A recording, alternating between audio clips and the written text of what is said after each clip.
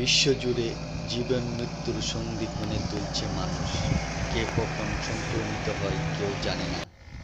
তাই অদৃশ্য এই শক্তির বিরুদ্ধে প্রতিরোধ গড়ে তুলতে দেশে দেশে গৃহবন্দী দশায় আছে কোটি কোটি মানুষ। গত 4 মাসেও প্রভাব কমেনি করোনার। কবে শান্ত হবে তাও জানা নেই।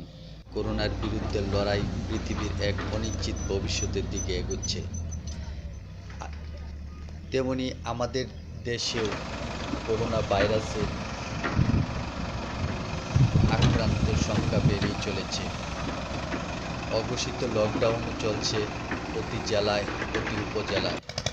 তেমনি ধামরাই উপজেলায় চলছে লকডাউন।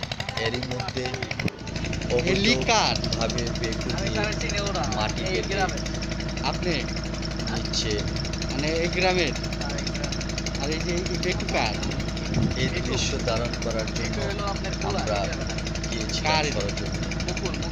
মুকুলে দেখুন আপনি এটা চালাইতেছেন কতদিন ধরে চালাইতেছেন?